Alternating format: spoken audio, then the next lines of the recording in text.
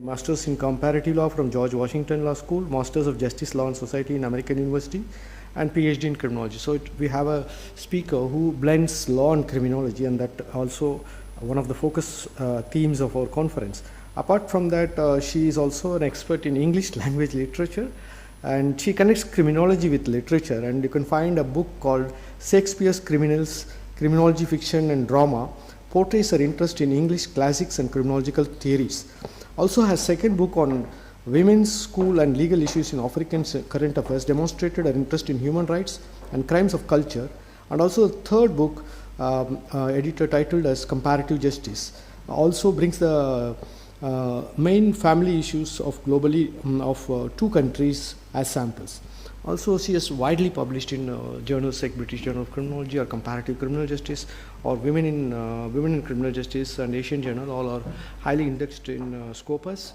And she has traveled extensively outside United States and delivered keynote speeches.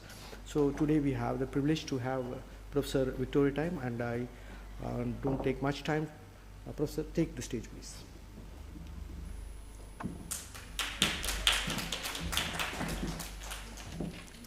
Well, thank you so much. It's such a privilege to be invited here and to be a plenary speaker. So I was hoping that there would be students here, because I was thinking that I was going to be talking to students, teaching them ethnographic research. And it's rather unfortunate that I'm going to be speaking to experts, you know. Oh, okay. Yeah, so the justice made a good talk about formal law. So it's a good segue to what I'm going to be talking about. So my research was sponsored by Fulbright. So in 2023, I was a Fulbright scholar in Kenya.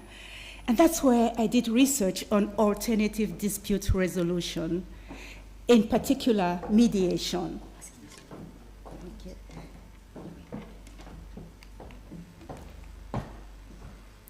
So I have this nagging issue.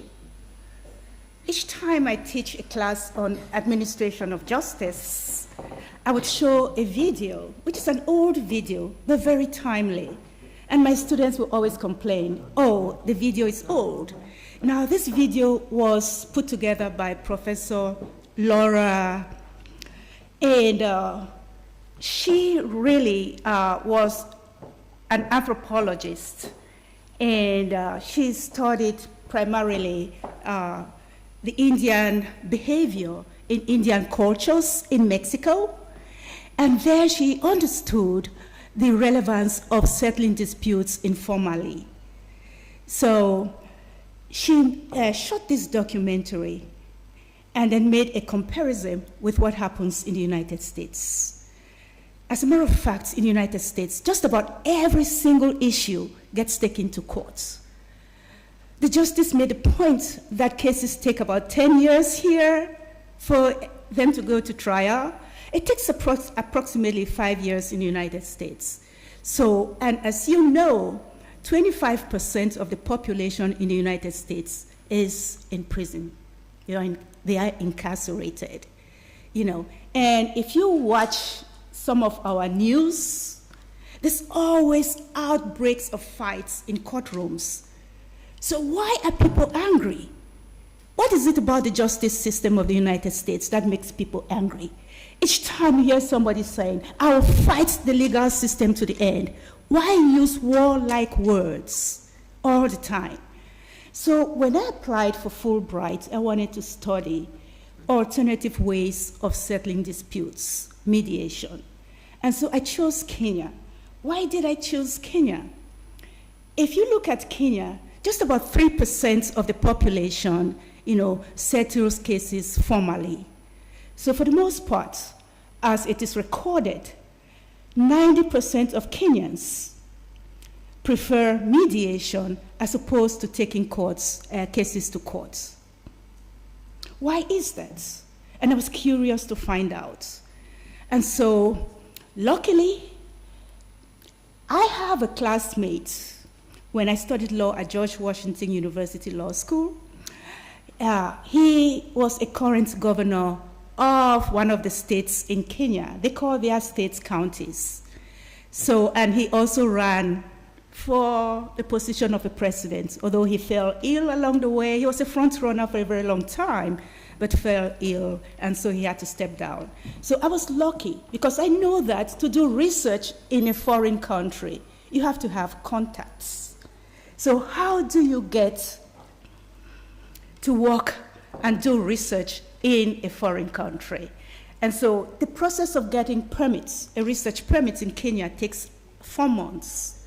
And when I got that permit, I also had to now figure out how to get in the villages to understand how cases are mediated.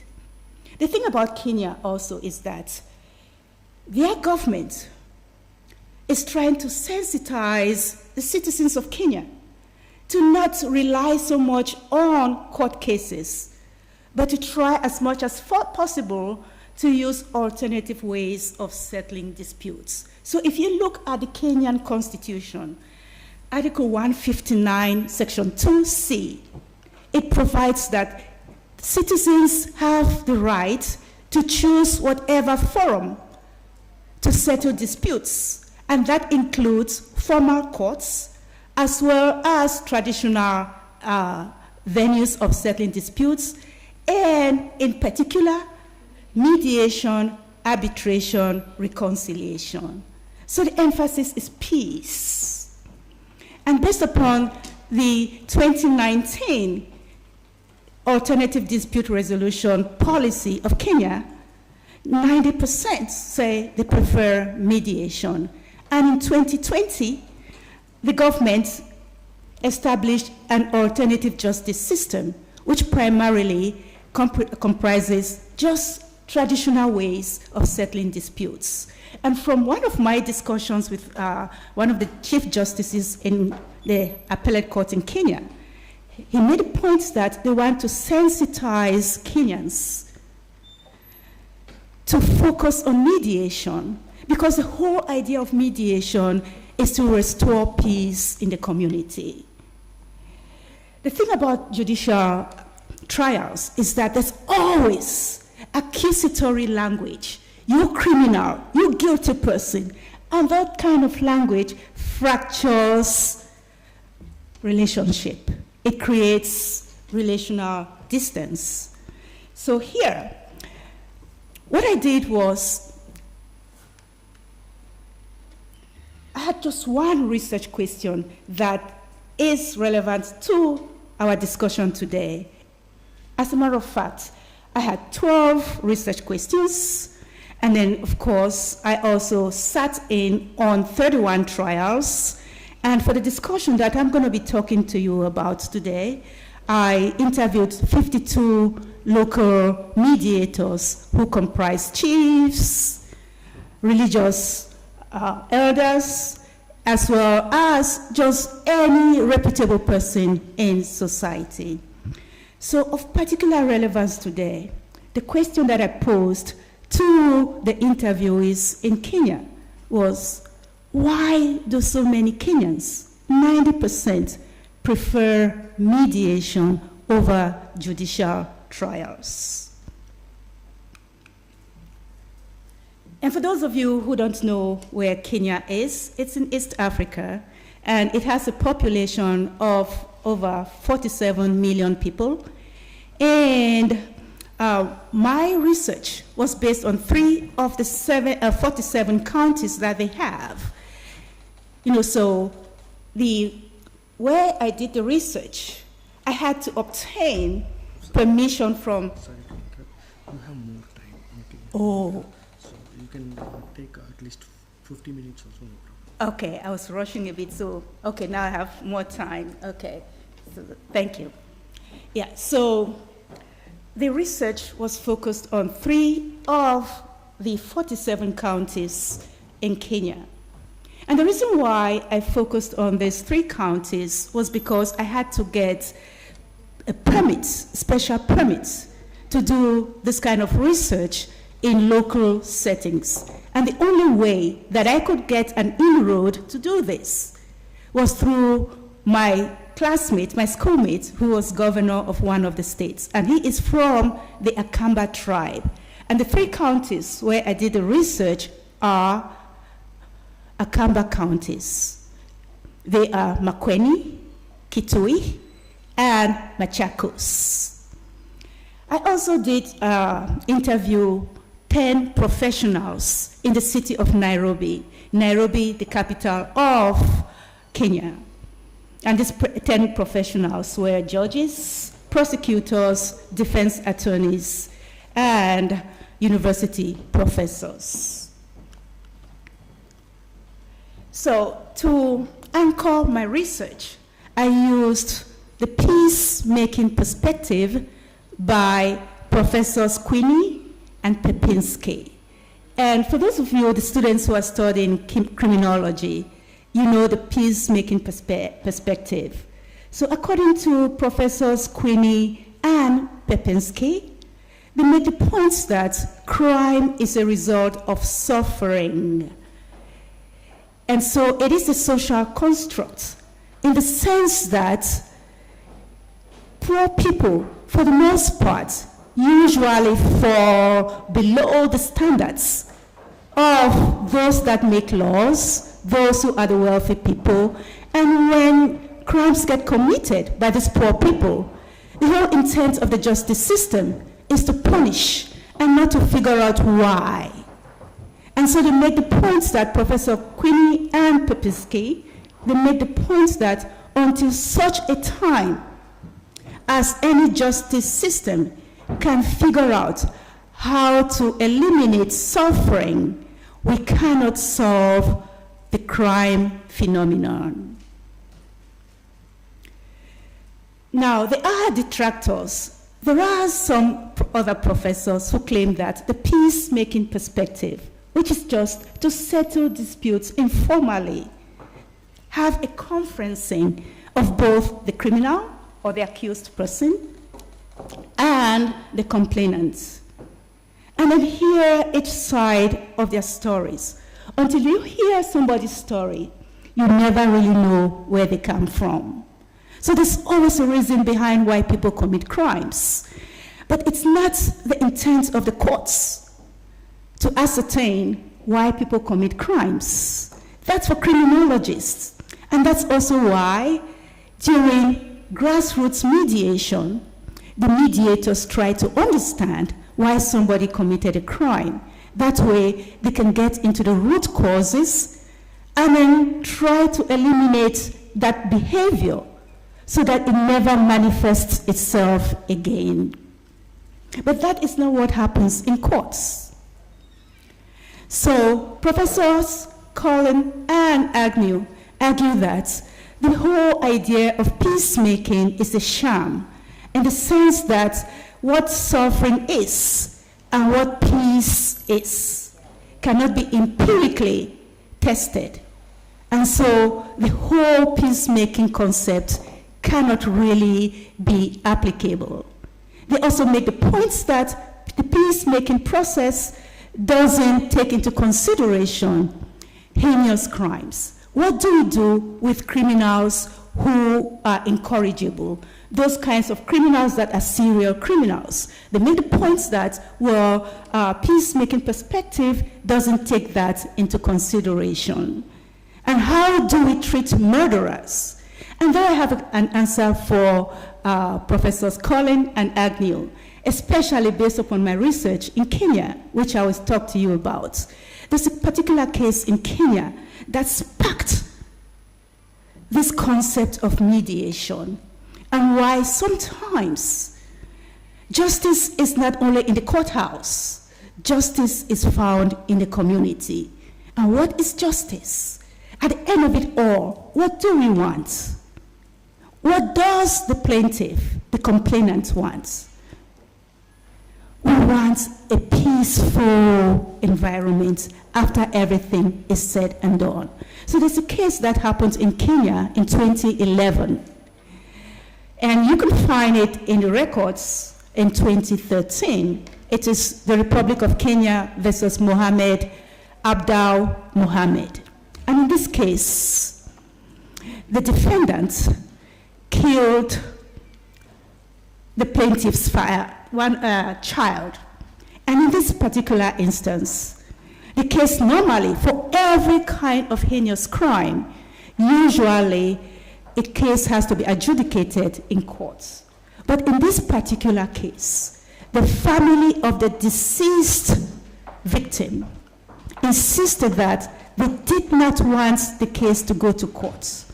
They wanted to settle that case at home informally with the perpetrator and the perpetrator's family. It was really unheard of. This is a criminal case, a murder, that should be handled in courts. But the family of the victim insisted that because they had arrived at an informal settlement that they were satisfied with, they did not want a formal adjudication of that case. So just to quell the worries of Professor Cullen and Agnew, when they argue against peacemaking, there are ways by which even those heinous criminals can be brought to their knees to apologize and to find a way to restore peace in the community. So in regards to my literature review, there were lots of scholars' works that I contacted, and in particular, I was thrilled by Austin's work. Professor Austin chaired my dissertation, and his research, he published a lot on alternative dispute resolution. Unfortunately, he passed away 2 years ago.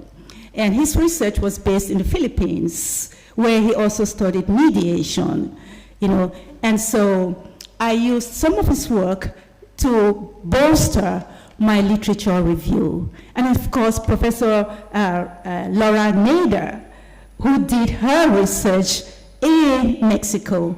And in doing her research, she did a comparative analysis of how informal justice at a grassroots level is handled in that small village of Talia in Mexico.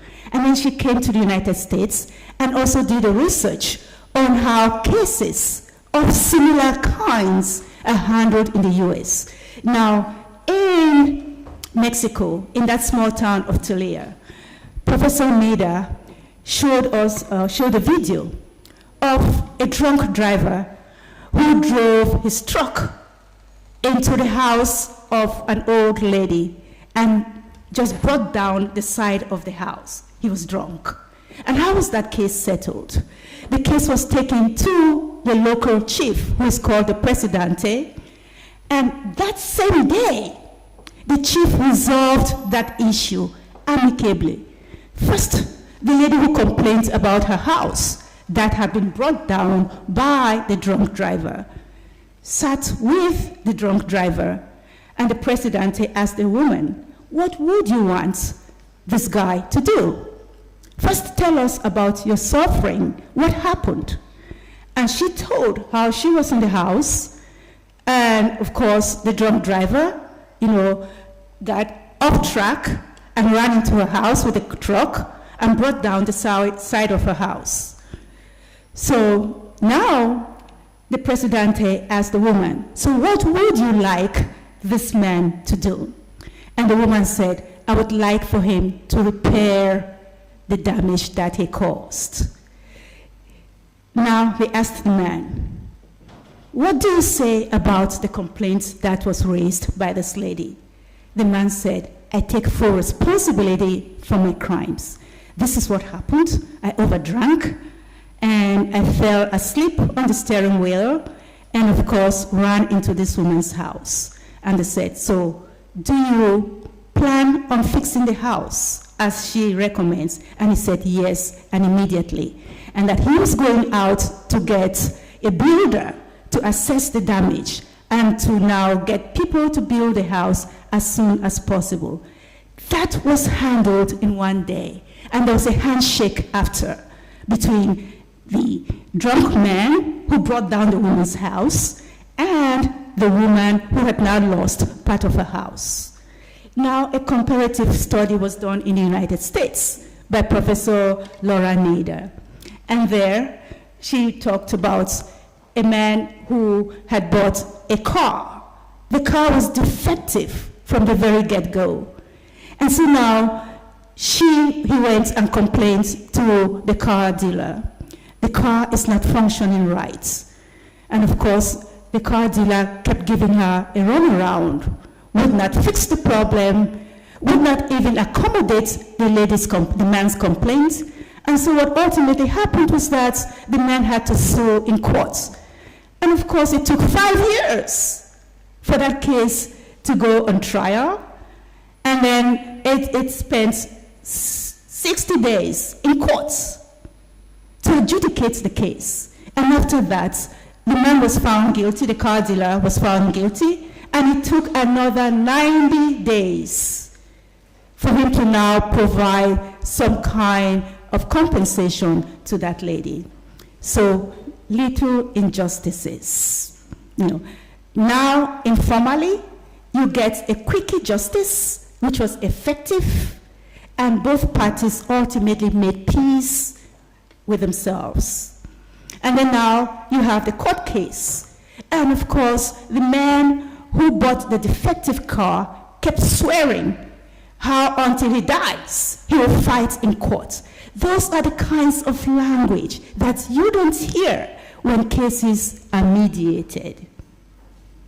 So the whole concept of mediation is, again, to restore peace. And as you would see from some of my sources in my late review, particularly Pepinski, he talks about how the whole idea of conferencing, having the victim and the perpetrator sit together and any witnesses, helps in not only restoring peace, but it also brings the kind of resolution that is satisfactory and that is immediate. So my methodology, and for students who are here, this was an ethnographic research. I had to take 3 months, 4 months to get the research permits. I had to affiliate with a local university.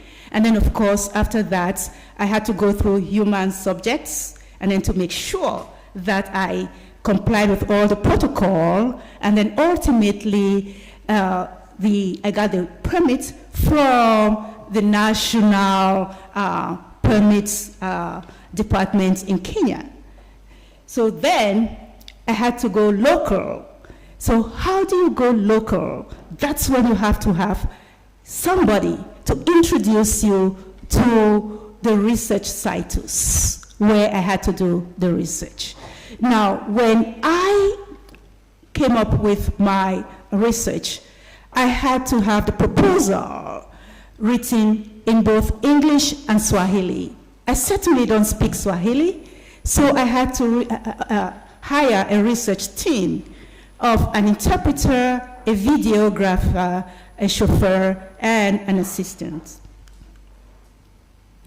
So, as I said before, the research was conducted in 3 counties, which are equivalent of states. And in Makwene County, there were 25 interviewees. And as you would see on the screen, they comprised the chiefs, their elders, as well as religious personnel. And then in Kitui, I had the least number of interviewees.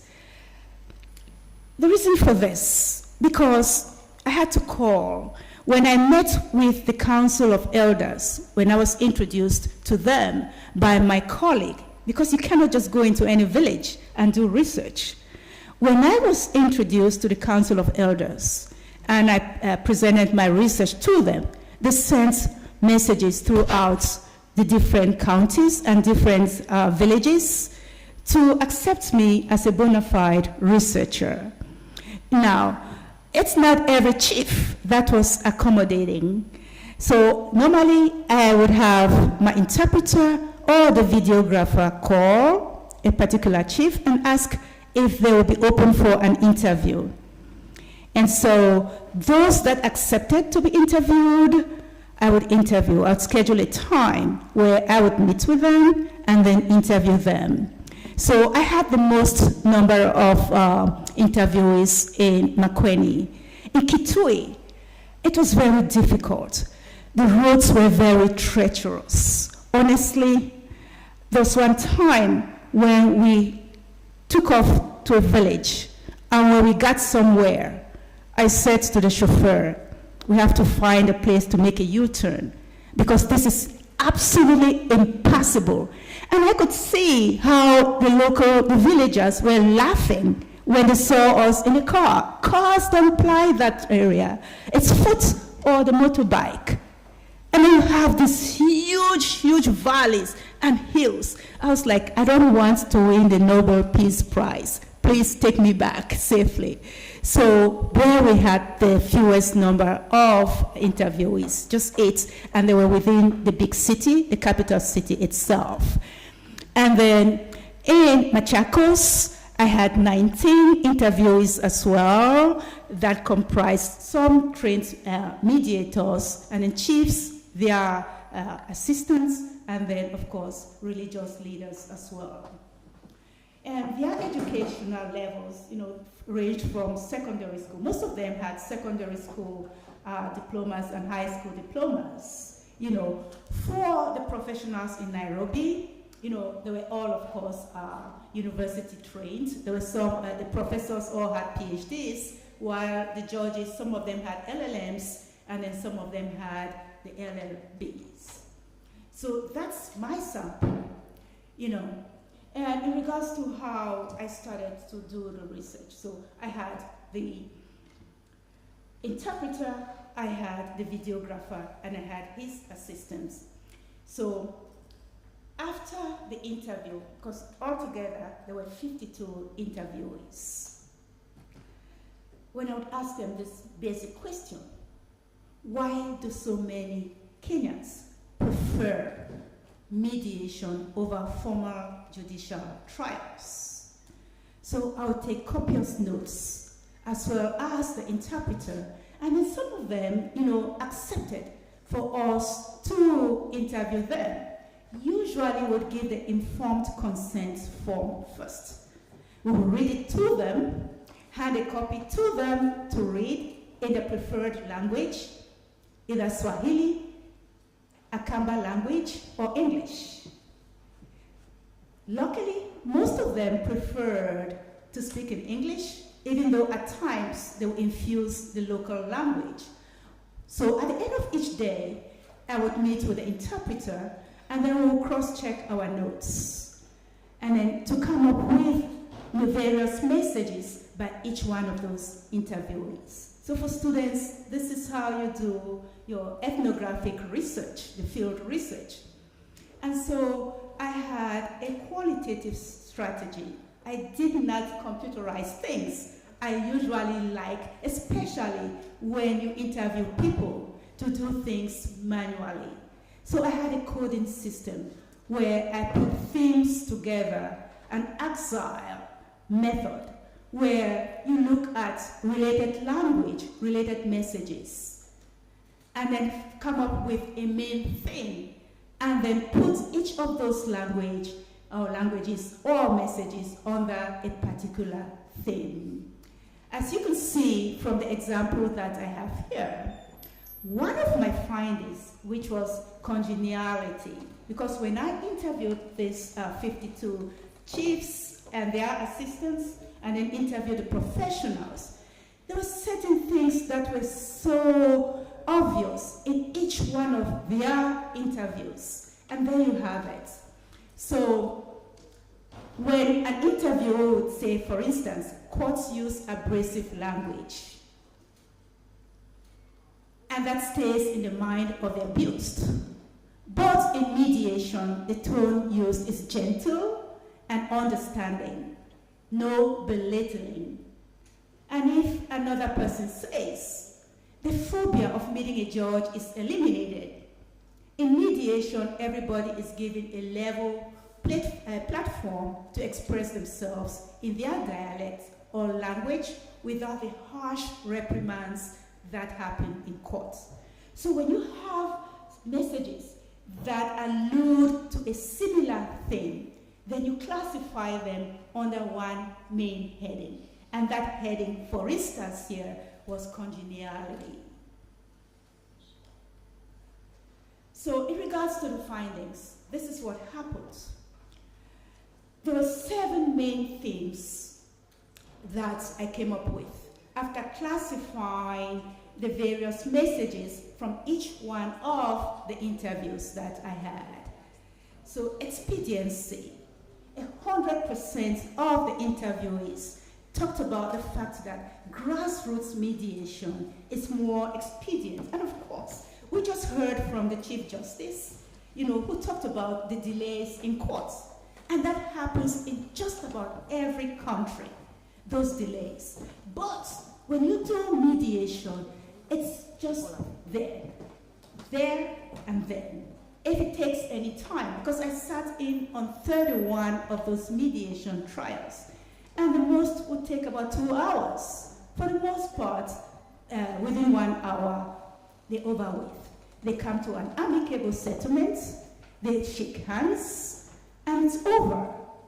But then if you take that case to court, the average time in the United States, about 5 years, 2 to 5 years. You're lucky if your case gets brought to court. It's one of those celebrated cases that gets tried speedily. But for any other case, you're lucky if within 2 years it gets adjudicated. So another thing that formed a theme was cost effective. In regards to cost, for mediation, you don't spend a penny.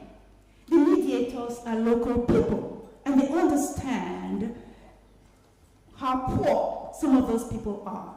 If you have to take a case to court, just the lawyer's fees alone.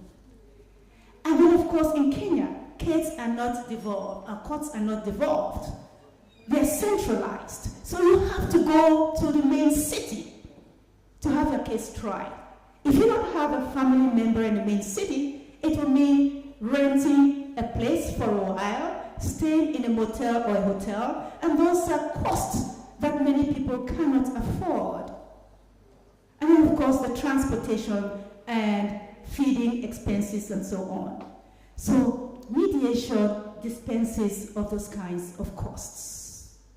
The only kinds of costs that one incurs in mediation is when you have to buy gasoline for the motorbike person to take you to the chief's house if the chief's house is not very close to where you can walk. But no other kinds of expenses. And then the convenience of it all. I just talked about how courts are not devolved in Kenya. They're not decentralized. So you always have to make a trip to the main city to have your case adjudicated. So, but for mediation, in every village there's a chief. And so there's that convenience that just at your doorstep, there is justice. You can just file a complaint with the chief, and then your case will be heard expedientially. So that convenience is another, reason why people, the Kenyans, prefer mediation. And then transparency. In regards to transparency, there was 71% of the mediators who talked about corruption in courts. And they made the point that lots of Kenyans prefer to have their cases mediated because there is no corruption. For the most part, it is the litigants themselves that come up with the settlements. You tell what your issue is and how you would want it resolved. And then the defendant, agrees, and if he thinks it's excessive, they come to a compromise. So there's nobody to bribe, as opposed to courts, where, as 71% of mediators said, and 70% of the professionals, some of them judges, made the point that corruption is endemic in courts, and that people can buy justice in formal courts. And that's why lots of Kenyans do not prefer taking cases to courts. And then talking about congeniality. Look at how formal courts are. You have a bailiff with a gun, a judge with a gavel, the atmosphere is coercive. You feel like you're in a war zone. But when it comes to mediation, you come as you are. You don't have to dress formally. You come, you sit, if it's on the floor, or if they have a chair, you'll sit. And then, in a gentle way, without anybody hurling insults or accusatory language on you, you present your case, and then the defendant responds. So the atmosphere is very congenial, very friendly, as opposed to what you would find in courts. And then satisfaction. At the end of the day, because it is the litigants themselves that come up with a solution to their problems, they find it satisfactory. And they make the point that sometimes all that litigants want is an apology. But when they take their case to courts, they are bewildered to find out that somebody has to spend time in prison. And that wasn't the intent. The intent was just an apology and maybe a small restitution. But then primarily, what the Kenyans want by engaging in mediation is harmony. And if you speak a little bit of Kenyan, whether it's Swahili or any of the languages, they have a term that they call Ubuntu, which is harmony, togetherness. And in Kenya, they just shorten it to Utu, which is harmony. That's primarily what they want. So here, as a matter of fact, I preempted myself with a discussion. So each one of those factors that I talked about, cost, expediency, convenience, congeniality, transparency, satisfaction, and harmony. There you have, from their own mouths, what they said. Take expediency, for instance. One of the chiefs in Machakos, and this, of course, are not their real names. Usually, you don't present the real names. So these are just pseudonyms for the interviewees. So courts take too long to resolve conflicts. We provide advice in mediation so that conflicts can be resolved quickly and effectively. And then Chief Israel of Makwene, in regards to cost efficiency, he makes the point that some cases are a waste of time because they are easily decided. Why pay court cost, especially when you're poor?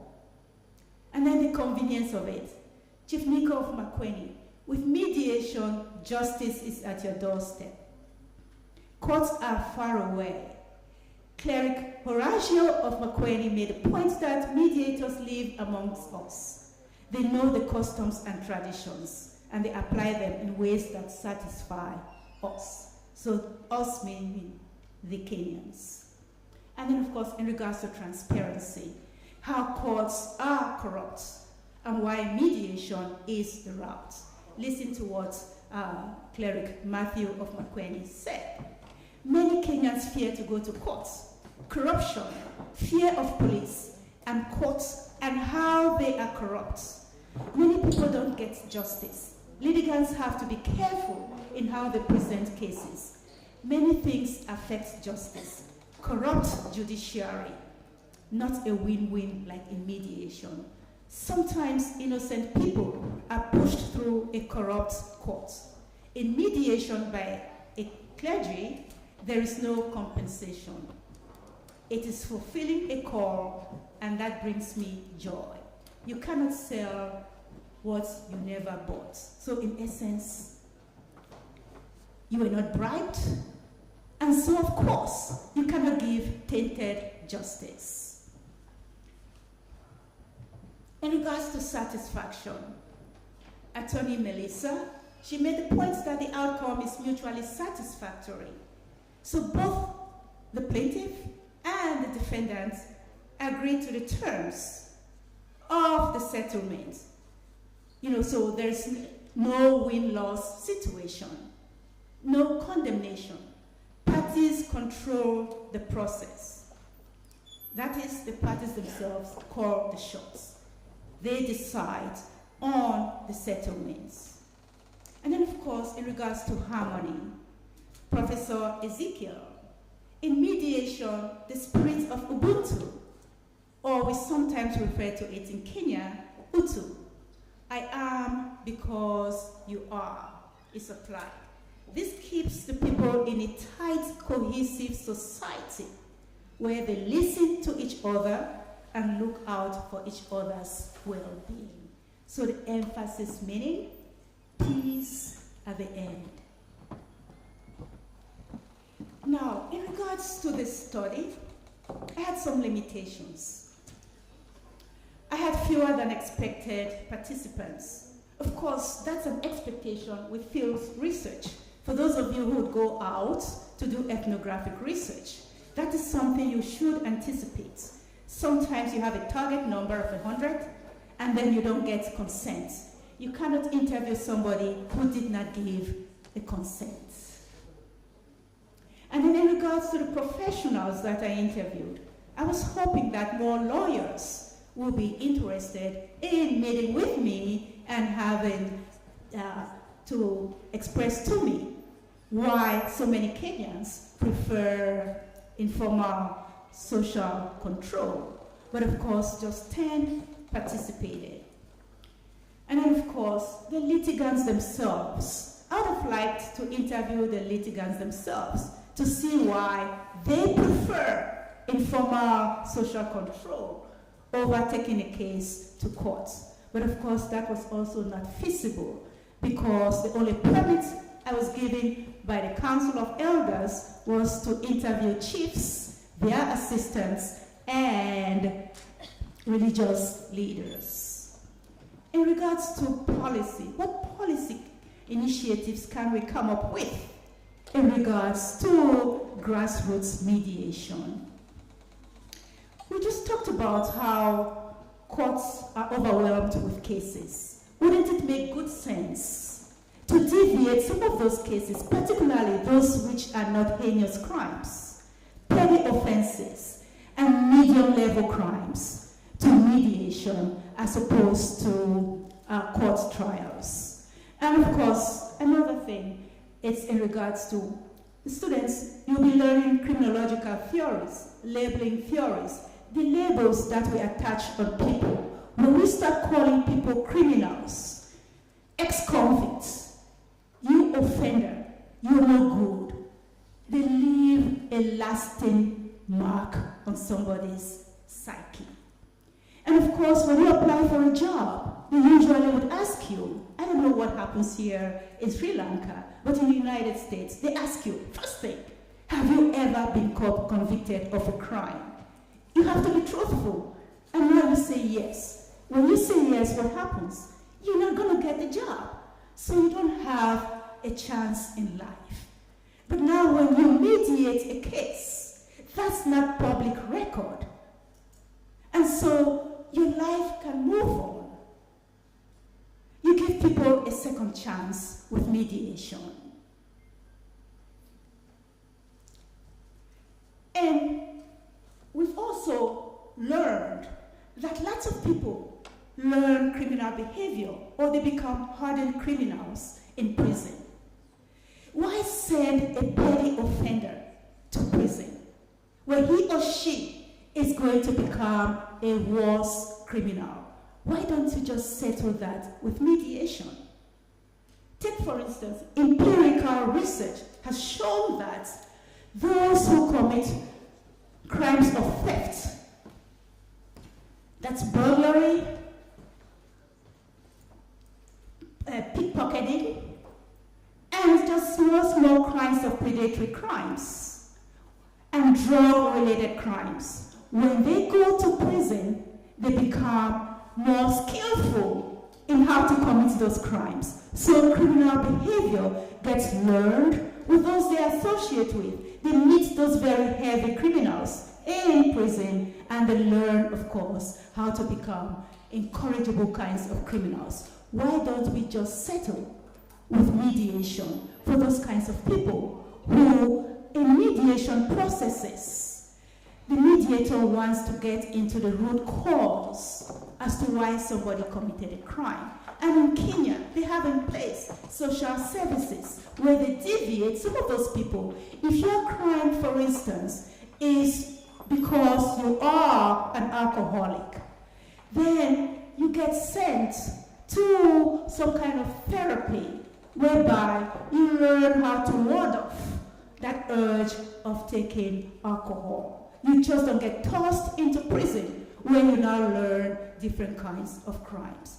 So these are the things about mediation. And to tell you about a few cases that I sat in on, and how mediation is not only for petty offenses, it is for all kinds of crimes. I told you initially about the Republic of Kenya versus Mohammed Abdul Mohammed. Now, I did not sit on that one, but it's now published, and it is one of those preeminent cases that's used to bolster why mediation or some alternative way of settling disputes sometimes trumps going to court. Now, in one of the cases where I sat in, this was a 12-year-old girl. She was a very good student, an A student. And now classes had resumed, and she hadn't gone to school because her dad had not paid her tuition. It was 1 month into the semester, and she was out of school. The dad had left the mom to be with a mistress.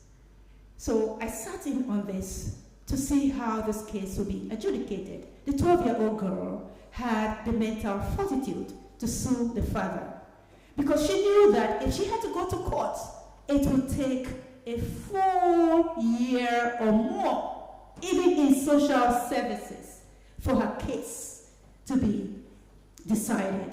So she went to mediator, and the mediator summoned the father to be there in the office, the chief's office. And when the father came, the 12-year-old girl burst out crying. And the mediator asked, "Why are you crying?" She said she was delighted to see the father after almost 6 months of not seeing the father. And the father was very angry. "How dare you sue me?" But the mediator, told the father, "Please do not get angry at the girl. She brought her report card to me. She's an A student. She wants you here to listen to her." So the chief asked the girl, "Please tell your dad why you sued him in my office." And the girl told the father that there were 3 things she wanted from the father. First, to pay her tuition so she could go to school. She's an A student and she wants to become a medical doctor. And the second thing, for the dad to be a responsible husband and father, and that for 6 months he's been living with a girlfriend. And her mother is a very nice lady. That's the man's wife, the girl's mother is a very nice lady. And she cannot find any reason why the dad should neglect them. And the third thing she wanted for the dad to do is to revoke the curse that he had placed on her education, because he said girls are not supposed to go to school.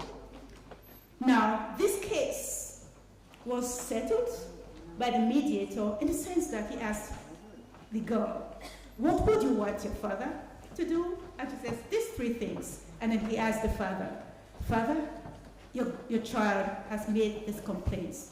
How do you intend to resolve them?" And the father said, "Well, he has no money."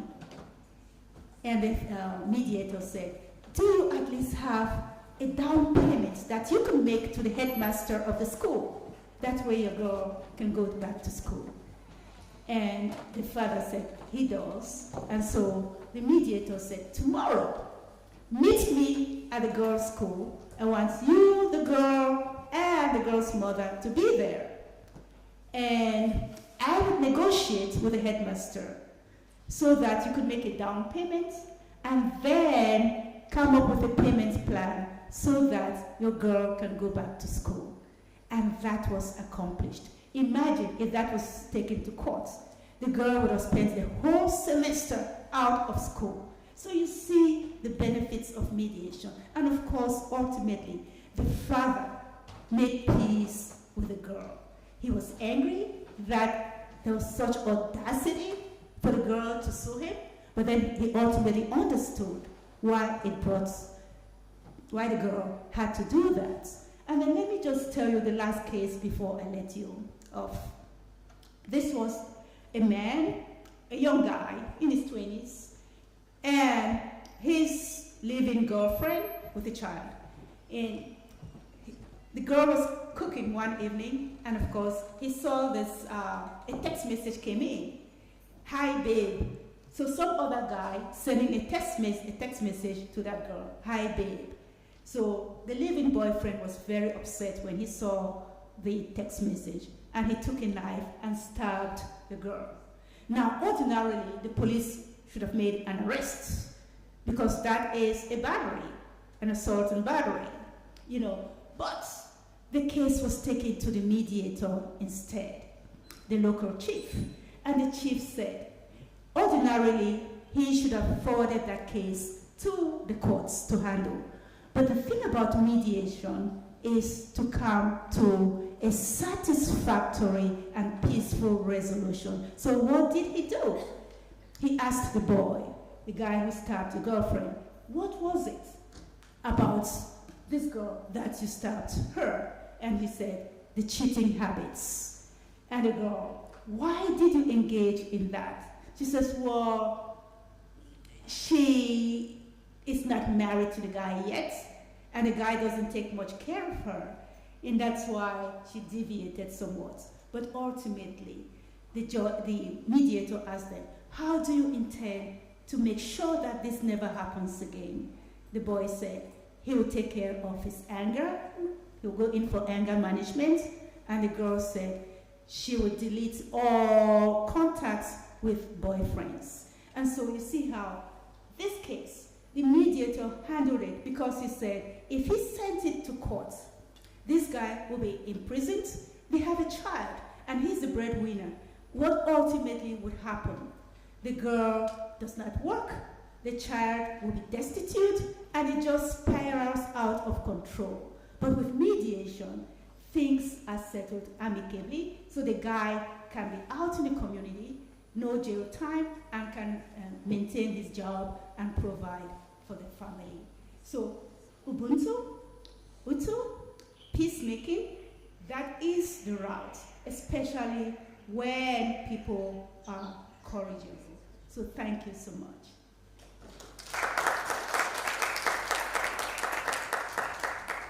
Thank you, Professor. The floor is open for question session. So people interested can switch on the mic in front of you and you can pose questions to Professor. Any questions? Was I that good? You've got to have questions. Please. Ben, I knew you were going to ask me a question. It's so interesting because obviously, like in the sort of the world of restorative justice, yes, so much of the language you're talking about ensuring that we're impartial, that we bring the power back down to the community and stuff like that. And obviously, restorative justice is becoming more of a institutionalized professional construct to discuss, and it's becoming quite more formalized in criminology. Were you hearing sort of the language of restorative justice down there? I guess obviously building from the Truth Commission in South Africa. Is it that language used, or is it more about peace and mediation? What's the balance? What's the synergy between them out there? As a matter of fact, it's a toss-off. It all depends on who you speak with. Sometimes they would use the language restorative justice as opposed to peacemaking, but ultimately they mean the same thing. How do we come back to normal as opposed to all those acrimonious language that's used in court? You criminal, and it just causes, chaos in society. So in Kenya, it's been formalized, informal social justice, arbitration, mediation, and that's why in Article 159, Section 2C of the Constitution of Kenya, you find those alternatives outlined. And then in Article 159.3, they make the points that, so they give the procedure by which, even when you choose to settle a case at home with just members of the family or with the chief, to make sure that however process you use does not contravene the Bill of Rights, good judgment, and common sense.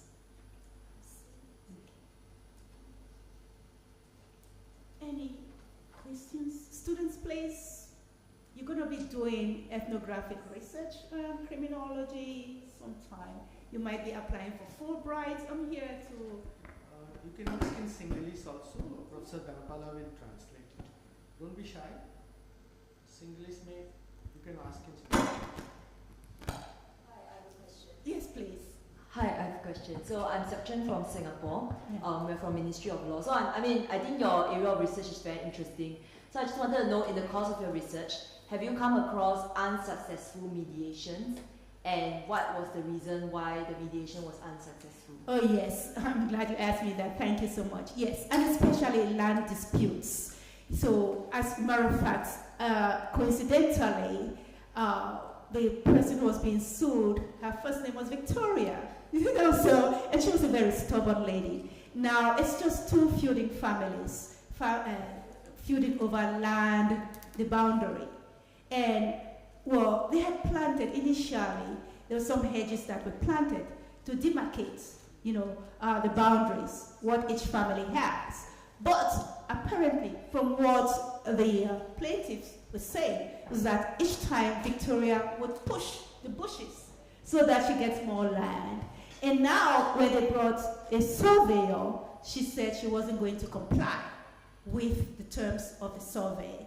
And so, normally, you're not compelled to use a mediator. And there's also a process of appeal, even with mediation. So from the chief, or if it's an assistant chief, you go to the chief, or if the chief, you go to the council of elders. So there's that process. And of course, you don't have to follow mediation. You can now take the case to court. So Victoria decided that she wasn't going to comply with the terms of mediation, and that she was going to formally take that case to court. So yes, people sometimes do not want that kind of informal settlement. And now when she takes the case to court, what's going to happen? She's going to pay for her own experts, the surveyor, a lawyer, and whatever. I don't know if Victoria has funds. I saw where she lives, and of course, good luck to her. Hi, Yes. I'm Dr. Upati Sharma from India. Thank you. Ma'am, whatever illustration you have given, those illustrations are from trust in the relationship, destruction of the wall. What about serious offences like murder or any other type of offences? Because the objective of the criminal justice system is not only to punish someone, rather it is also to create some kind of deterrence. Preventive mechanism is also there. So whether this mediation system will work in the heinous crime like terrorism, like murder, or like sexual offences? Okay, yes, thank you for that. The thing about those egregious kinds of crimes, those serious crimes, they usually get prosecuted in courts. But there's a peculiar thing about the Kenyan system in regards to mediation. Even when a case ultimately gets prosecuted in courts, they remand that case to the community, to the chief, to make sure that he also settles it, because ultimately what they want is peace. Now, when you have that person, the perpetrator, the convicted person, spending time in prison, back in the community, the two families are feuding. The family of the deceased person and the family of the perpetrator. So with mediation, what the Kenyan system does is to send back that case to the community so that they can sit and discuss, have that conferencing where each side articulates. The side that lost the family member articulates the grief, and then the side that perpetrates the crime, or that perpetrated the crime, show remorse. And so they shake hands, eat a meal, and they move on without that acrimony that stays, that lingers on when you take the case just to court alone. Because then the person is serving time in prison, but the family is at home feuding.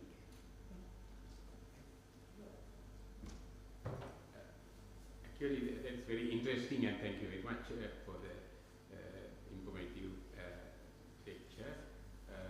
We learned a lot. Sri Lanka also having those traditional systems, but I'd like to to ask is, now it is going to be the restorative justice that they are having, whether there are reparatory things, compensation or whatever, are they taking those also into account, or just restorative or peacemaking one? Confined to peacemaking, or whether compensation, whatever reparatory things are there? Yeah, when you repair, you also have to compensate, because at the end of it all, the person who loses something would want to get back that thing, or at least to be made whole or somewhat whole again. So you pay something, like in the case one of the cases where I sat in, theft. A man goes to a woman's farm and steals her products.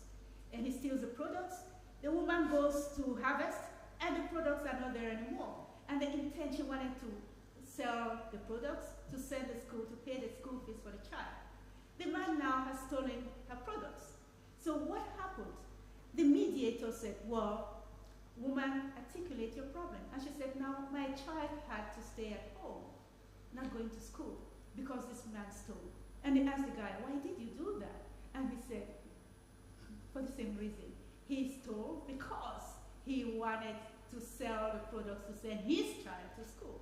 You see, now there's an imbalance. And how do you create a balance? So they asked the woman, what would you want?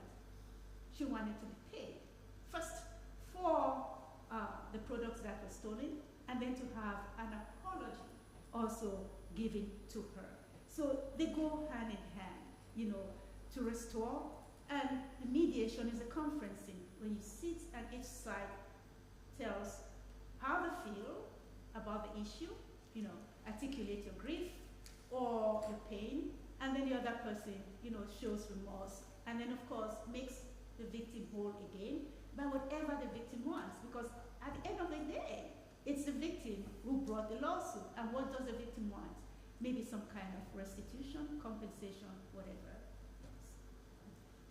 At the same time, the concept of Ubuntu, I am because of you, is it confined to Kenya or found in well, it's, to be honest with you, in most of Africa, because when I got Fulbright, I went down to South Africa. I also taught at the Mandela University School of Law.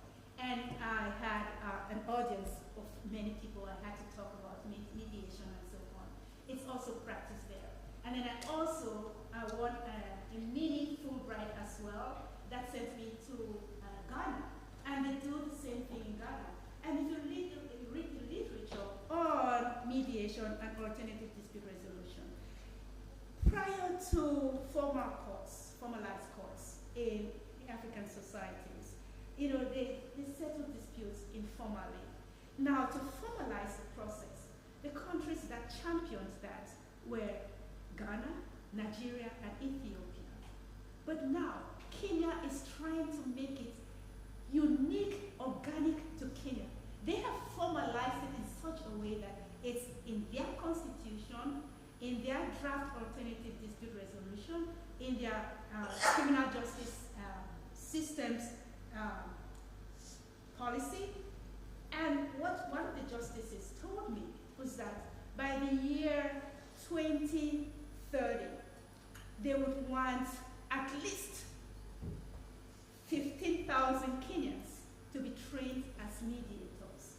So they want to make it, as they use the word, sensitize Kenyans to alternative ways of settling disputes and only use courts for those big kinds of crimes.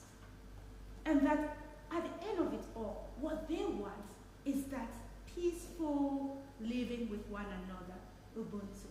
And that is the same thing with Ghana, with Nigeria, and I've been to all of those countries, South Africa, Ethiopia. That's the end result. But so far, Kenya is leading the way. Thank you. You're welcome. Can I just ask, in those other African countries, is it institutionalized in law in the same way as it is in Kenya? No, not that well. So Kenya is championing that process.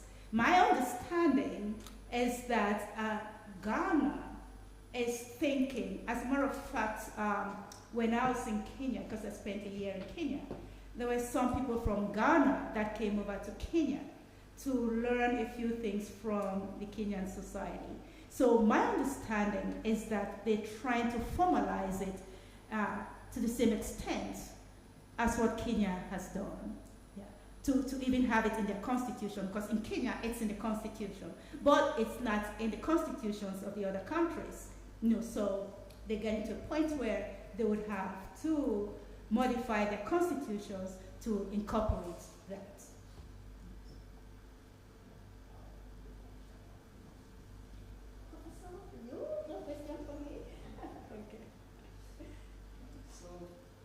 Thank you very much, Professor. It was a nice experience with you. So with this, we come to the end of the keynote, and we'll start the keynote. Thank you very much.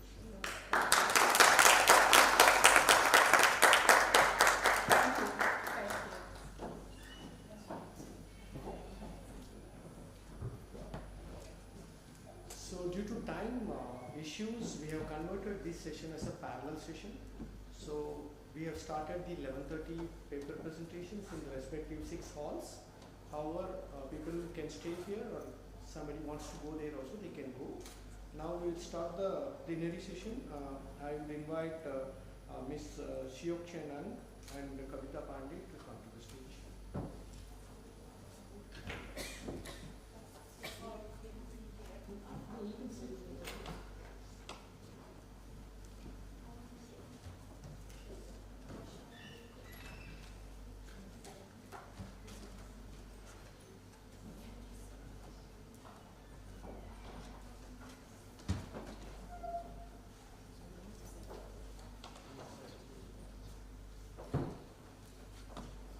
They have an online connectivity work, so it will take some 2 minutes.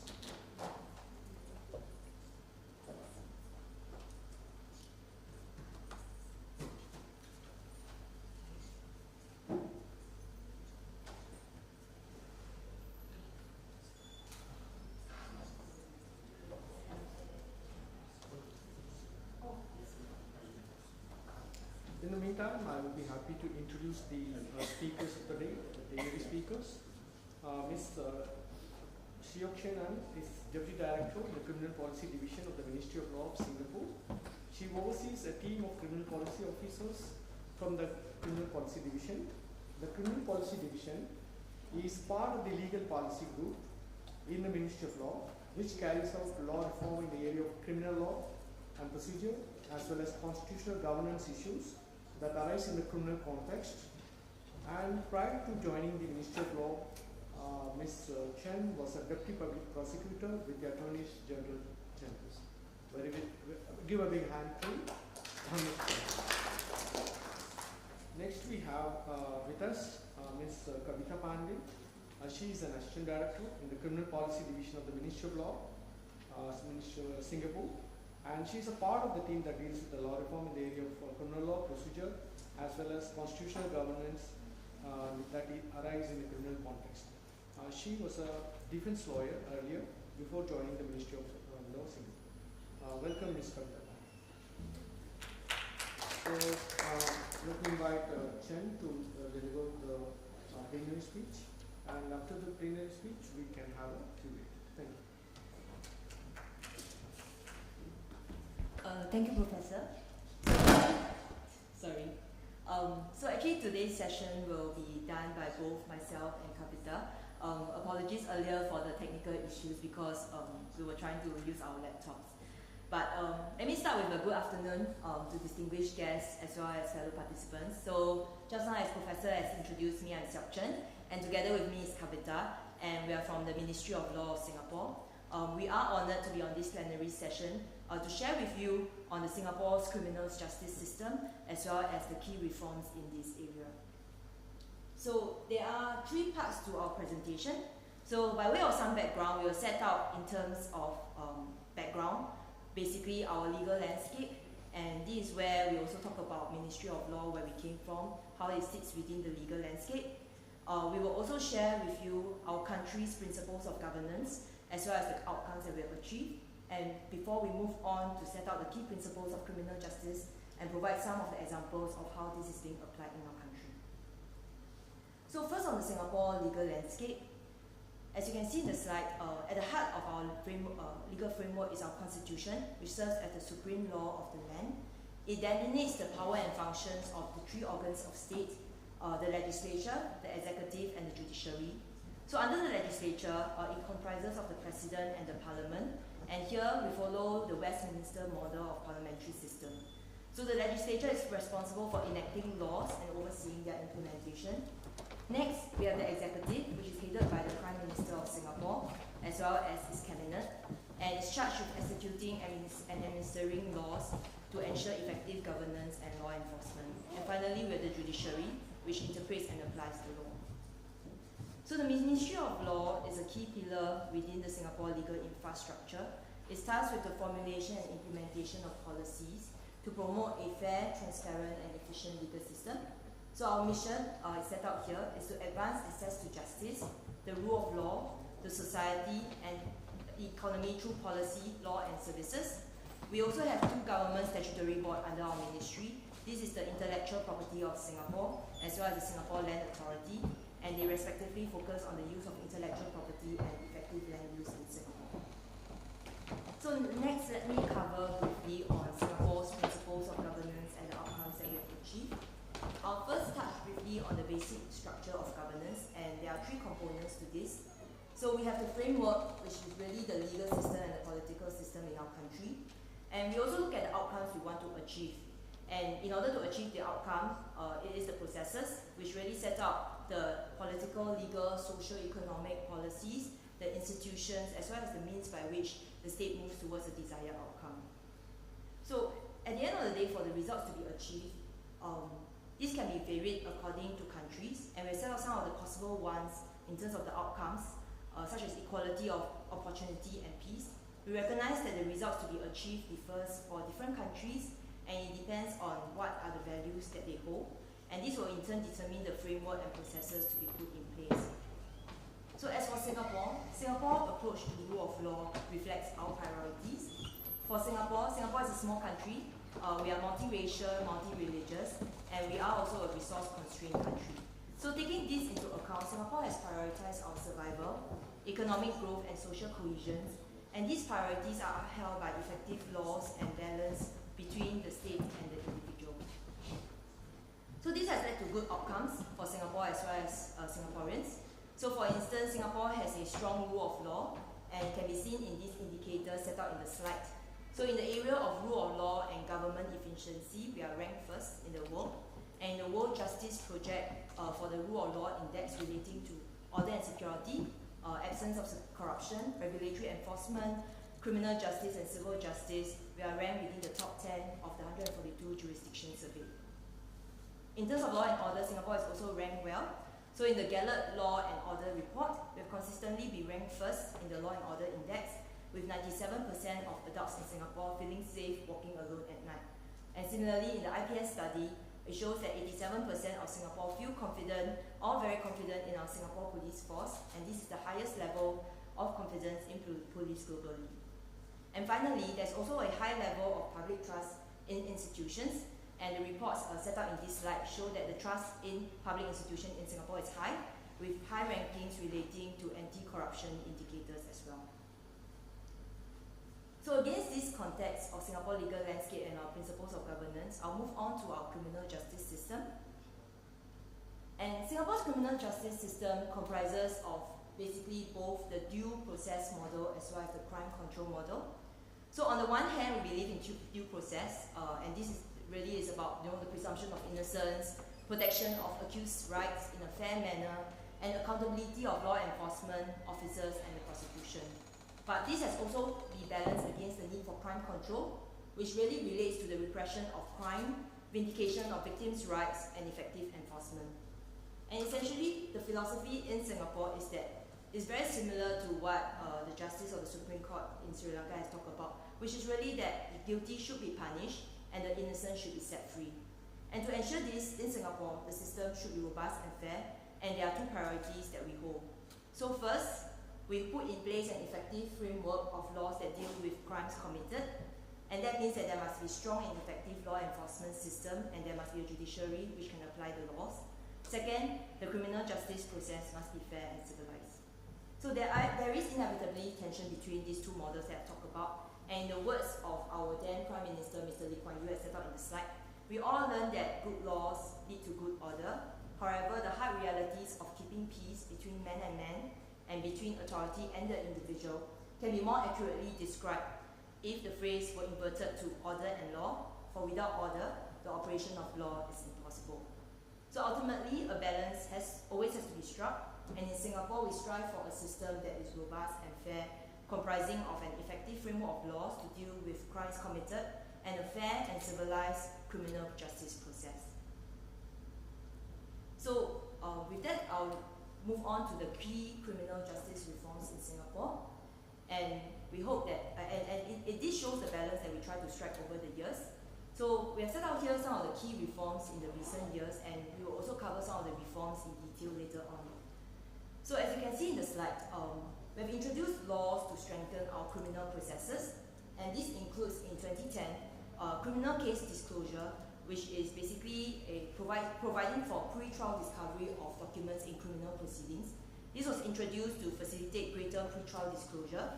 And in 2018, a video recording of police interviews was introduced to provide greater transparency to the police investigation process. At the same time, laws are also continually being reviewed to ensure victims' rights are being vindicated. So in 2018, we introduced enhanced procedural protection for victims of sexual offences and child abuse offences. And in 2019, new offences were introduced to better protect vulnerable victims. The new offences were also introduced to tackle new crimes facilitated by technology. So at the same time, we continue to ensure access to justice for accused persons and that they achieve targeted sentencing. So again, you can see in 2010, community-based sentences were introduced to allow more sentencing options to the courts when sentencing offenders who are on the rehabilitation end of the spectrum. And in 2022, the Public Defender's Office was established, which institutionalized criminal defense aid, allowing for greater legal representation for accused persons. Finally, this process of striking a balance between crime control and due process is iterative in nature, and it continues to date for us. So we continue to embark on sentencing reforms in 2022, and in 2022, the Sentencing Advisory Panel was set up to enable greater clarity in sentencing benefiting everyone, including accused person. At the same time, we continue to look at ways at how the public can be better protected, and in 2024, we introduced sentences for enhanced public protection for offenders.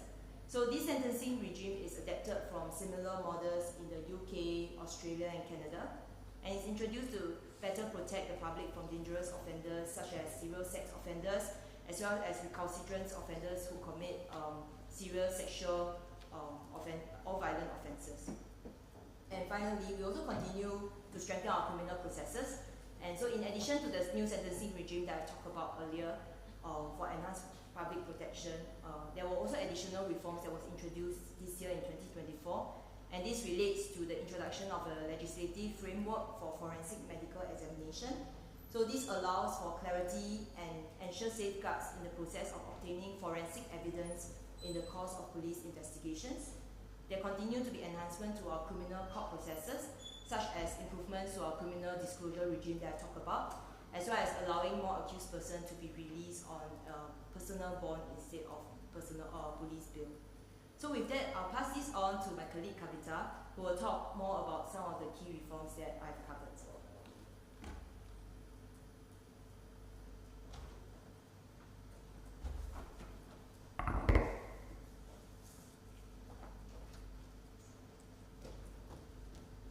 Thank you, Seok-Chun, and good afternoon, everyone. Seok-Chun has covered some key principles governing Singapore's criminal justice system, and she has also given us an overview of key reforms over the past decade or so. And I'll just be taking you through some of these key reforms, and the first one being the video recording of interviews. This was introduced in 2018. Prior to 2018, all statements recorded from accused persons had to be written and adduced in court in a written form. In 2018, VRI, video recording of interviews, was implemented for selected serious crimes such as rape.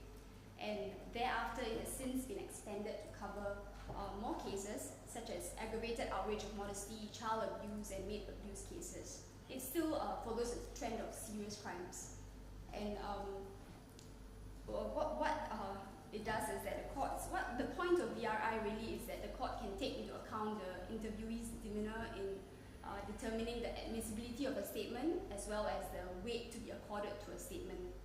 And VRI, being a video recording, will also provide an objective, contemporaneous account of the interview process, and it allows courts to decide on any allegations made about the interview process.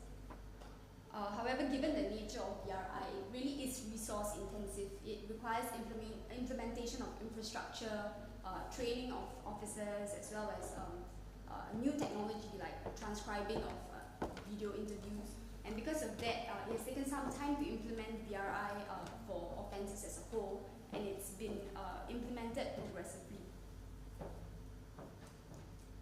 Next, I will cover the amendments to the Penal Code, which Siok Chun mentioned.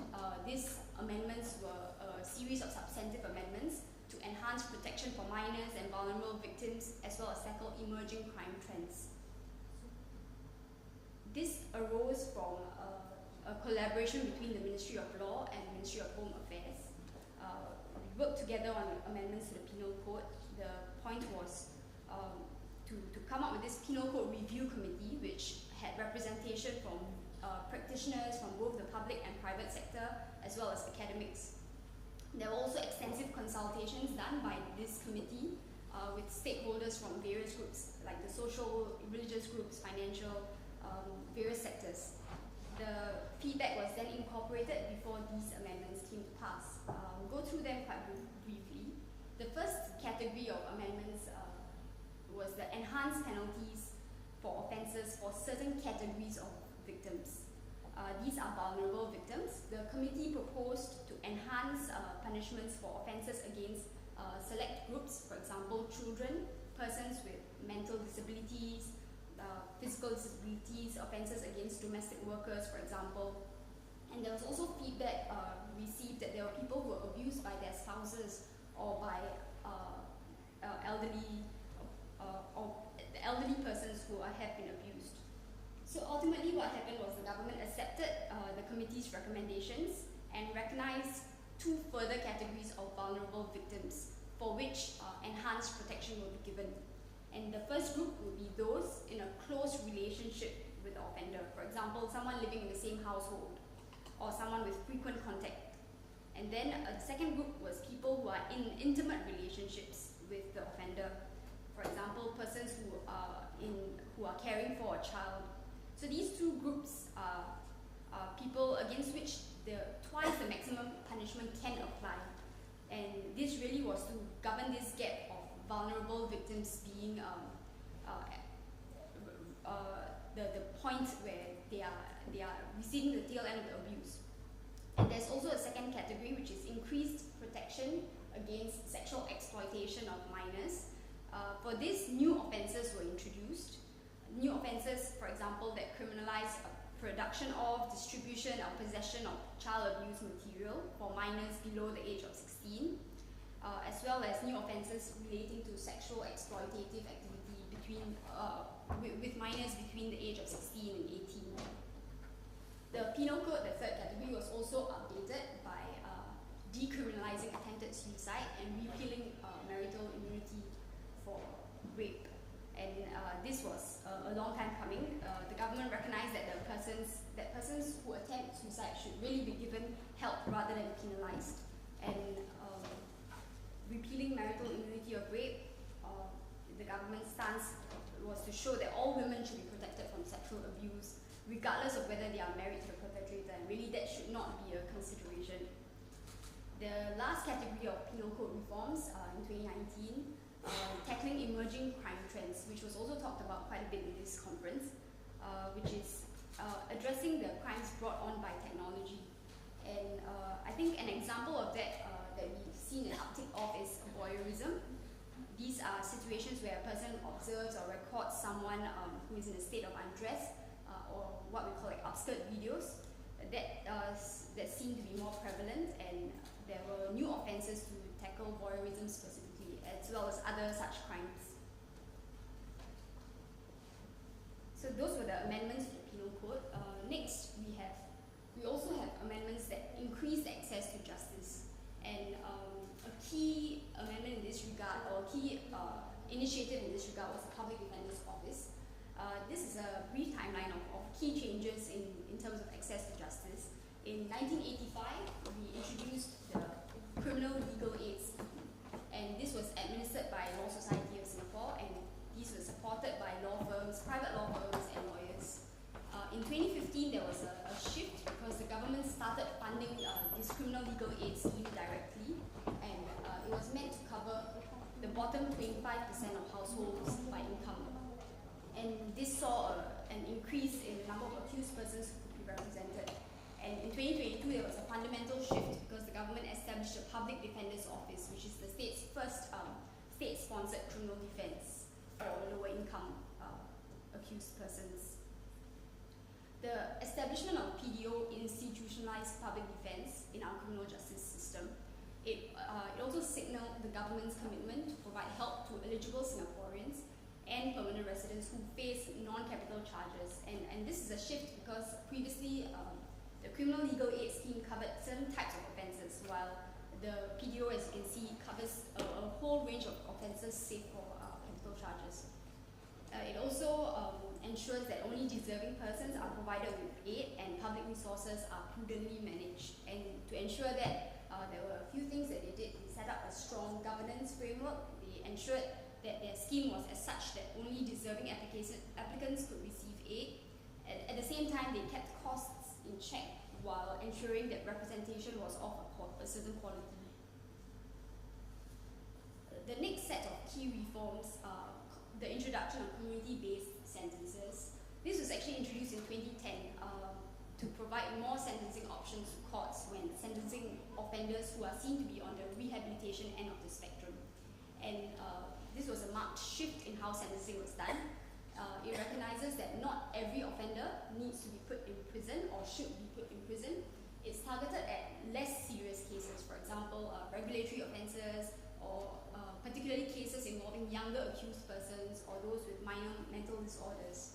And the community-based sentences really promote community involvement and facilitates reintegration of offenders back into society.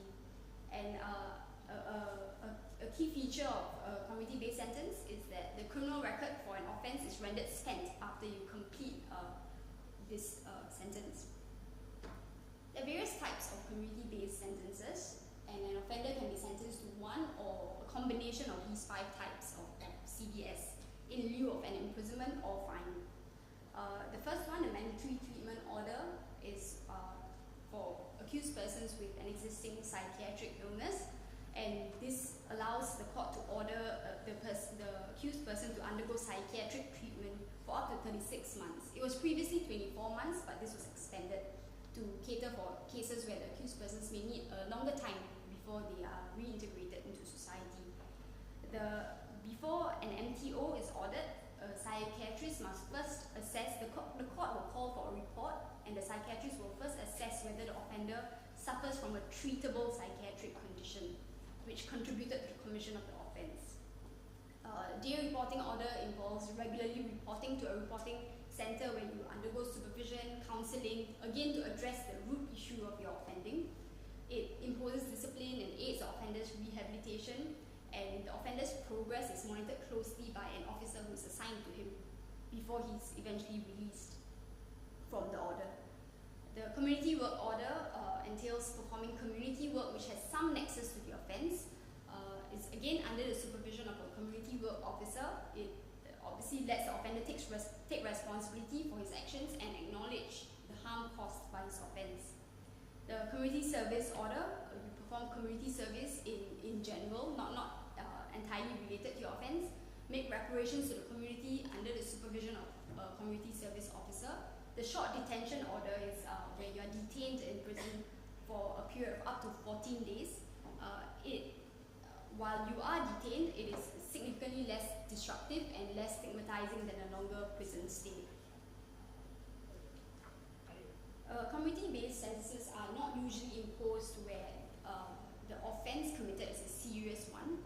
for example, punishable with more than 3 years imprisonment. This was recently expanded to 7 years imprisonment. However, the offences are prescribed. There are certain offences that fall within this category. It also cannot be imposed where the offender is a habitual or repeat offender. If an offender is assessed to be suitable for a community-based sentence, there will be a tailored management and treatment plan that is proposed to the court by the relevant officer, be it the psychiatrist or the community service officer. And if conditions are breached, the offender can then be brought back to court. The court can then at that stage give a warning, a fine, or in fact even vary the order that was initially imposed, the community-based sentence, including imposing a sentence, for example, imprisonment. This is the last reform I'll be talking about, which is, this isn't really a legal reform per se, but it is an initiative that stemmed from the Ministry of Law, which was the Sentencing Advisory Panel. This panel was formed in 2022, and it's an interagency panel that comprises representatives from various fields. The courts, the prosecution, the defense bar, the police, as well as the government. And being representatives from various fields, they bring with them a wide range of expertise and experience. And what the panel does is they issue non-binding guidelines on sentencing matters. And this is, I think, something that was adopted in the UK as well. And what it does is it promotes greater consistency in sentencing, especially for lay accused persons who, when faced with a criminal charge, really don't know what they are in for at times. And by having these guidelines, they are able to access these guidelines and see what the possible sentences are for certain types of offences, as well as principles that courts take into account. And there have been 3 publications thus far from the time it was established. First, in October 2022, there were information notes on general sentencing principles that were published. Thereafter, guidelines on reduction in sentences for guilty pleas that provides a framework on how much of a sentencing discount you get at various stages of a plea guilty. As well as the most recent one, just 2 months ago, we published the guidelines for scams-related offences, which was to provide clarity on certain types of scams offences for which case law had not yet been developed. And so that really is it. We have come to the end of our presentation, and we hope you found out a little bit more about Singapore.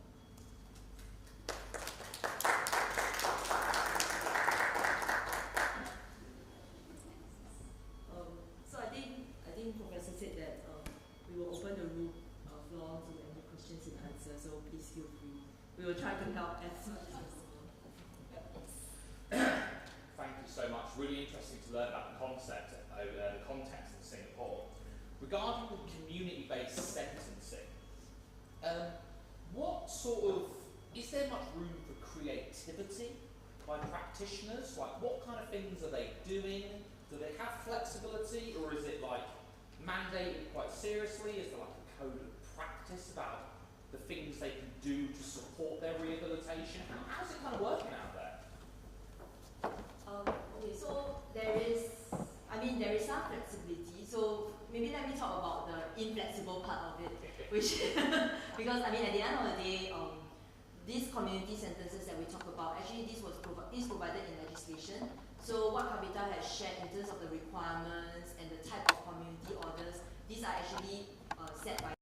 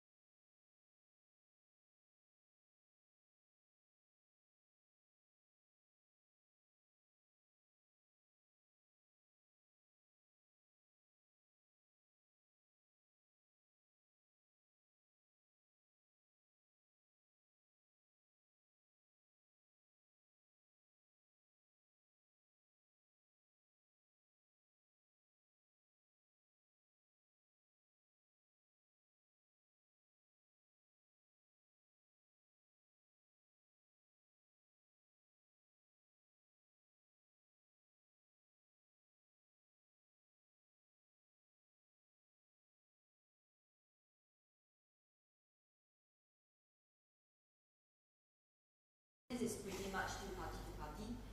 So what we mean is that this can be done in the background. For example, an offender can reach out to the victim family, they can talk about it, there can be remorse expressed, apology. But these can be matters that can be brought before the court, and the court do take this into account in deciding what should be the appropriate sentence. So one big part really will be relating to whether this is an expression of remorse, which will impact the sentence that's being imposed eventually. But we do not have a framework within the legislation in relation to restorative justice. Thank you. I have two questions, one for you, one for you. Yes, you Yes. Yeah, very fascinating discussion. Thank you for that. In regards to due process of crime control, I know there's a friction, usually, especially with the exclusionary rule, which I suppose you're familiar with. So, are there any compromises? What exceptions do you have for the exclusionary rule? Okay. Maybe you can, let me think about it, but can you give the second question to Kavita, and then maybe Yes. Okay. Yours is for the public defender. I know there's a lot of rap. People don't particularly trust the work of a public defender because they're overwhelmed with work and so on. So, what's your experience in Singapore, and how much is the bulk of work that you impose on public defenders? I think for Singapore, the criminal defense bar has been doing most of the work, right? So it's been private for the longest time. The Public Defender's Office is a very recent development, just established in 2022, and in fact, it just took into effect slightly after. It started with maybe 3 or 4 public defenders, and now it's expanded, right? It's still a very small group. So the type of cases they deal with, I think it's a very welcome change, because I think these accused persons who approached the Public Defender's Office, a study was done. It seems that these accused persons would either have been unrepresented, or accused persons who would have tried to get legal aid of some form from Criminal Legal Aid Society, which was the class that I mentioned. So in terms of that, I think these accused persons see as a welcome change, because they would otherwise not have the help they need. So in that sense, I think the distrust is not an issue as yet, I would say. And I don't think, given the current income threshold that they consider, I don't think they are overburdened as yet, because it's not a huge range of people. But I do foresee that in time to come, they might have to have more public defenders to fill this role. So coming back to your first question, I do apologize because I just want to make sure that I got the exclusionary rule correct. And especially because I'm speaking to a professor, so just to be sure that my law is there. So let me just make sure that my understanding is correct. I think you're referring to basically the rule where basically government are prevented from using certain evidence because it's in violation of fundamental rights, right? Yeah. So in Singapore, there is, and I think it's pretty much governed by the constitution that we have. So our constitution set out basically the fundamental rights we have, but it also does recognize that sometimes there are also other state national interests that should be taken into account, and this is where the balancing exercise comes in. So in Singapore, there are a few state national interests that come to mind. So for example, national security is one. So where there are interests in relation to national security, that can be instances where the exclusionary rule does not necessarily apply, but nonetheless there will be still safeguards. So let me just give an example. In Singapore, there is actually this legislation providing for, it's called the Criminal Law Temporary Provision Act, and basically allows for detention of persons beyond the prescribed time. Generally, a person can only be detained for about 48 hours, and thereafter you have to release the person, or the person has to be charged in court, for example, if an offence is committed. So that is the safeguard. But for certain offences which are deemed dangerous, there can be a longer detention, and so this is one example of that. But we also highlight that, for example, in this provision, while there can be a longer detention, there are safeguards. So basically, there is a review committee to basically look at the facts before approving the need for the longer detention. And the detention will also be regularly reviewed to ensure that it's actually proportionate and not that it's going to be an undetermined time. So that's one example. To the question about this innovation of pre-recorded interviews with offenders. So first question is whether the same practice is also implemented with regards to victims. So you know that victims of especially of sexual violence are re-traumatized if they are if they have to repeat their testimony several times. So is there the same practice with victims interviews? And second question. Isn't video recordings and judges who are watching them? So isn't this process is more time consuming than just reading the written notes? You can just scan them and it's much faster. So doesn't it take too much time for judges to familiarize with these recordings? Okay. I can. Do you want to take the video recorder? Okay. I can take the first question in relation to sexual victims. So yeah, we didn't cover this in detail. But there are certain procedural safeguards when it comes to the court processes for victims of sexual offences. So, I think the concern that you raised about re-traumatizing the victim is a real one, and that has also been considered in our reforms. So, for example, there can be provisions made in court proceedings involving sexual offences where the victim need not see the perpetrator. So this is one way to prevent re-traumatizing. So this can be done by way of the victim giving evidence through video link, so that they actually don't have to face the perpetrator face to face, or by way of a shield, so that they don't have to do that. So another aspect is that I think from a public interest perspective and public facing, at the end of the day, criminal proceedings are being published, but yet the thing is, we don't want victims to actually to be named. So actually, we do this thing called the gag order. So basically, proceedings involving sexual offences, the victims are not known. And in the case where the perpetrator is actually related to the victim, it also ends up being a case where the perpetrator's name is also not being published, because this may lead to the identification of victims. So these are some of the reforms that we do to basically try to provide more victim care to deal with the objectives that we talk about. So Kavita will talk about the video recorded interviews that you have asked. So for video recorded interviews, what they do is they come up with a transcript. So any video recording of an interview is accompanied by a transcript. And from what I understand, so actually they correct me if I'm wrong, in court when you adduce a BRI statement, you don't necessarily have to play the video recording to the court, unless of course there are grounds for challenging the admissibility of the statement.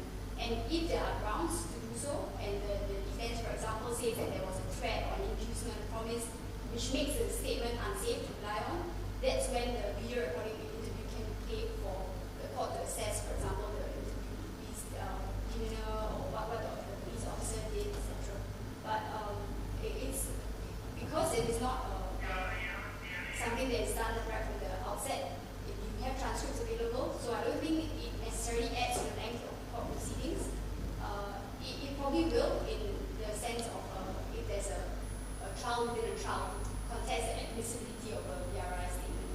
So in most instances, specifically, I think that it would add to the length of court proceedings.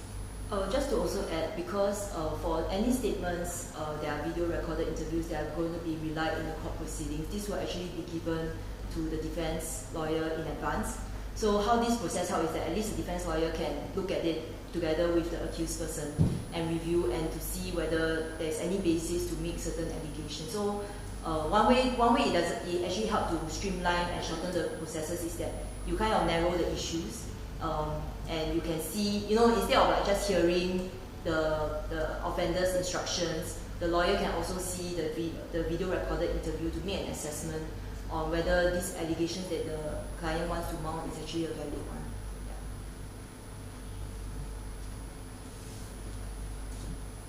Thank you for the presentation. It is very informative. I have a small problem regarding the community-based programs.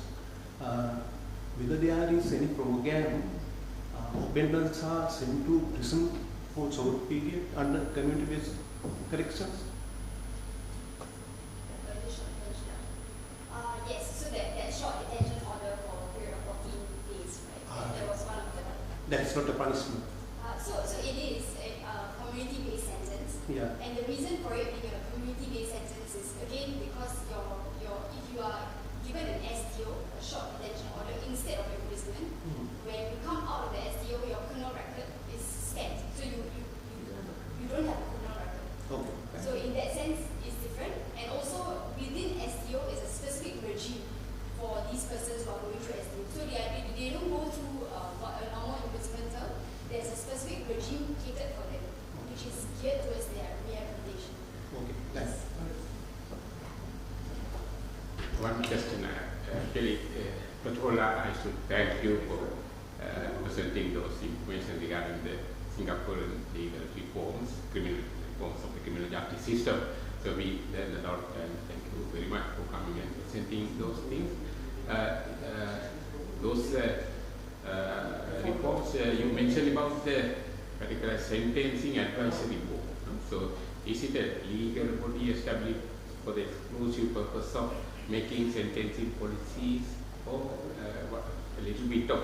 Yeah, so I will take this. So the sentencing advisory panel is actually a group comprising of various, we call them stakeholders. So they actually come from the courts, they come from the police, they come from Ministry of Law, they also come from the prosecutors, they also come from the lawyers. So basically they cover key stakeholders in the criminal justice system. And the idea is really that everybody come together to basically talk about in a very consensual way, a consultative way, about how to come up with certain guidelines that will actually help to bring clarity in sentencing. So this, whatever guidelines and notes that's been published by this panel is actually not binding, meaning it's not the law, it's just for guidance, but because it comes from all these key stakeholders in the criminal justice system, it's very persuasive. So just to give an example, like the guidelines that has been issued, has been cited by courts, they rely on it because these are very persuasive guidelines. So the idea is, and I think the other part is also that these are actually being published to the public and it's easy to consume, because I think we all do acknowledge that cases can be very difficult to read, and these are meant to be easy to digest information so that the public can actually be informed as to what are the applicable sentencing principles and what kind of, for example, in relation to deciding to plead guilty, what kind of sentencing reduction you can get. So this is what the panel aim to achieve, to bring clarity in the area of sentencing. Yeah. So in the case of mandatory, no need to have the policy making. No? Mandatory means the law has all mandated. So whether the discretion of the judge is being controlled by the board or what? No, the discretion of the judge the judge still has discretion to decide on sentencing matters. But we, like Sri Lanka, we are also a common law system. We also follow stare decisis. So all this, if there has already been cases decided earlier in relation to issues, this has to be taken into consideration. The guidelines, again, is just another reference point that the judge can take into account. So the guidelines, for example, we have a guidelines on reduction of sentences. This is not something that is new. It actually was drawn from what is already in the common law. So it's just set up in a more structured format, and so that it's easy for accused person to understand. It's easy for anybody who is in the criminal justice system to understand. And then this can also be referred back to court. Yeah. May I know whether there's a loss delay in Sri Lanka? The loss delay is a serious problem. 10 to 15 years they take to solve the case. How about the Singapore system? The time taken? Yeah, we do not have the statistics right now, but generally generally for each stakeholder in the criminal justice system, there is a focus on also making sure that justice is being delivered in a swift manner. So time tracking. I mean, just now when Justice Yashanta was talking about the stats, we do have such statistics that's publicly available as well. But I'm very sorry, I do not have the information readily available to tell you. Yeah. So these reforms targeting having much more community-based I think community-based sentencing is one area that we look at, and I think from 2010 when community-based sentences was introduced, that was not just it. It continued to be developed. So it like what Kavita said, it is expanded to basically allow for a wider range of offenders to be considered. So this is still a work in progress. But we also look at other spectrum of it. Like for example, in 2024, we introduced this sentencing regime called sentences for enhanced public protection, and this is really to deal with dangerous offenders. It's a recognition that there are certain offenders who they may be more recalcitrant in nature. They may require more interventions by the state. So there's also the other spectrum that we are looking at as well. So you presented the community work and community service. How you distinguish between the community work and community service under the community-based corrections? The community work and community service, there are two. So there are two different types. One of it will have a direct relation to the offense. So for example, if your offense is I can't think of example. Littering. Okay, so for example, your offense is littering. So your community work will be specific to littering, for example. If the other community service order is when it's a general community service, so it's not directly related to your offense. It doesn't have to be directly related to your offense. So that's the main distinction. Thank you. Is there time for one question? I have a follow-up question to the video recording of sexual abuse cases. In the United States, there's this balancing of rights, as rights. So the accused person who will be now the sexual perpetrator has the rights to face-to-face confrontation. It's a Sixth Amendment rights that the accused has the right to sit in court and observe and cross-examine those who are accusing him of a crime. So when you have to forego that and rely on a video recording, it's somewhat like a breach of that right. But then we have a compromise. You only do that, you only resort to a video recording if the courts, through a specialist, like a psychologist or a psychiatrist, can determine that indeed the victim cannot sit in court and face the accuser. Then can there be that exception? Without that, you are breaching the rights of the accused person. Do you have that? So maybe maybe let me clarify the process. So the victim care procedure in relation to sexual victims is such that it's played in real time. Meaning, for example, in the case that you talk about, like the victim testify through a video link. This is real time. It's not pre-recorded, so the accused person can also hear. And the accused person can see the victim. The only difference is that, and the accused person can also ask questions. But it's just that the victim does not need to see the accused person. So that is just the distinction. It's just essentially a shield. So I'm not sure whether, are you saying that the US amendment rights also relates to, it requires the accused person to physically see the victim? We have two cases. And, since I'm a lawyer too, I was fall back on cases. So we have Coy versus Iowa. In that particular case, which was also a sexual assault case, they said, by placing a screen so that the victim, can see the perpetrator, and the perpetrator cannot see, or they can't see, eye to eye. It's a breach of the person's rights. Yes. So it's got to be that face-to-face confrontation. But in Craig versus Maryland, they said, yes, the person can testify, the victim can testify through prosecutorial because a psychiatrist had ascertained that the person is so feeble that she cannot testify seeing the perpetrator. So that's an exception. So without that kind of an exception, it becomes a violation of the accused's rights. Thank you very much for all of you for patiently waiting for our decision. And it is an interesting session, and I thank the keynote speaker, Professor Victoria, Time, and also the plenary speakers, and Shiv Chan and Kavita Pandey, on behalf of the organizing committee, myself and Professor Dhanpala.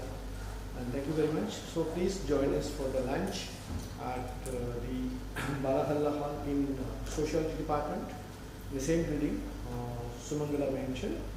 And next shift parallel sessions will start at 4. Thank you very much.